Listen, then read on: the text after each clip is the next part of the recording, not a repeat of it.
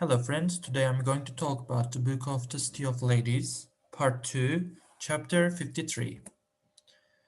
And I'm going to cover a question, my thesis, my argument, thesis of the text, argument of the text, and an objection, and my reply to that objection, and an example of mine. And my question is 14a. In part 2, chapter 53, Christian asks why women do not respond to male writers who write lies about them. What is Lady Rectitude's reply? Do you find it convincing? Would you reply differently? And my thesis is, according to Lady Rectitude, it was too hard for women to stamp men out who slandered women during that time, because women did not have much of voice. It was not the proper time for women to contradict with men. I agree with Lady Rectitude because if we want to do something which is specially contradictive, we ought to wait for the proper time. When it is the proper time and place, the success will more likely be ours.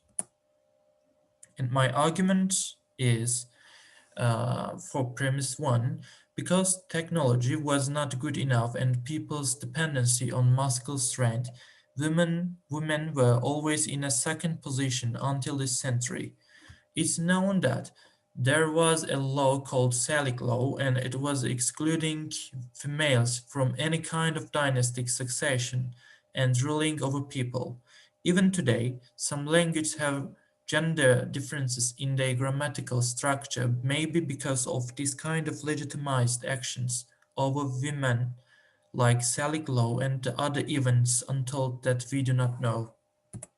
For premise 4, because technology got better and dependency on muscle strength is reduced, the dependency on males is reduced too. Women are having more voice day by day. Premise 5 is there are some attempts to change sexist words from language.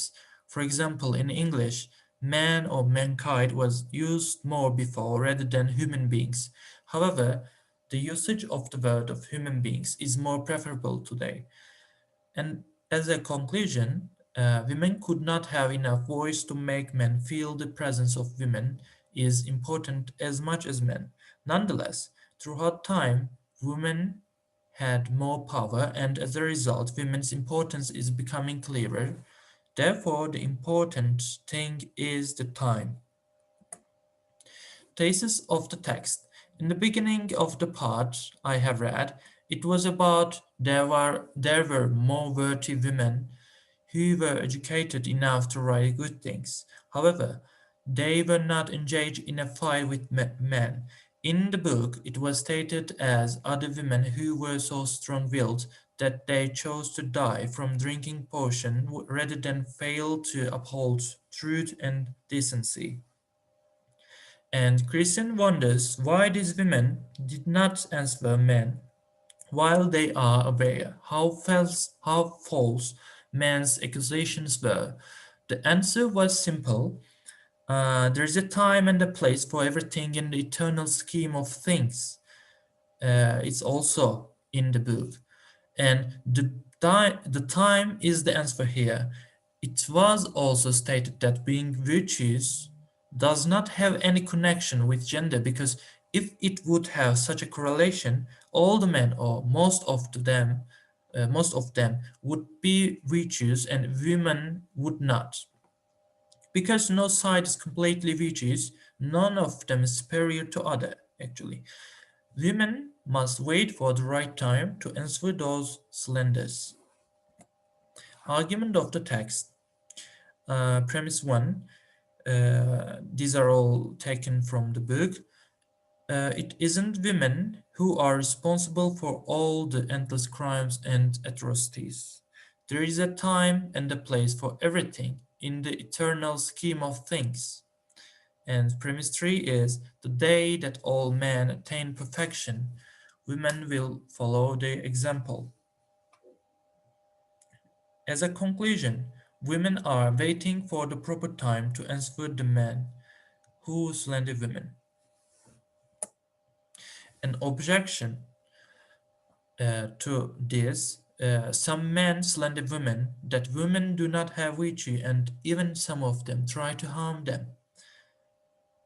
Even in this situation, women do not do anything and waiting for the right time to answer all these men who slander all the women. Nonetheless, I think the way women follow those times is not correct at all because while waiting for the right time, they lose much time.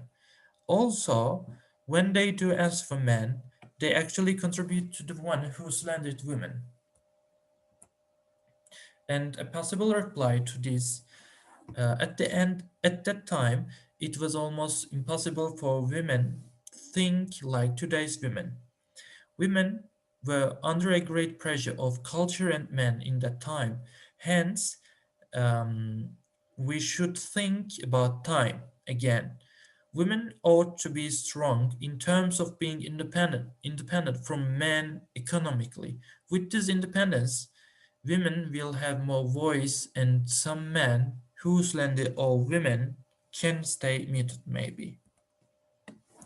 And as an example, for example, today, today's Western women seem like equal with men. It's probably because those women have economic independency. They're not dependent on their husbands. Whereas in other parts of the world like Middle East, women still struggle with the inequality between genders. Of course, the reason is not because they are independent economically, but there are many effects. This atmosphere actually happened because women wanted this to be like this. If Middle Eastern women want to be in the same situation like Western women, they ought to check what do they do wrong or what they have to do actually, because um if they do not do anything, nobody can do anything for them. And with the help of the time, they will be equal with men, maybe. And European women were not like this in this situation, like the situation today before. As we all have learned from the book City of Ladies, they got the independence from men, and here we are. These are all happened with time. And this is the end of the video. Thank you for listening to me.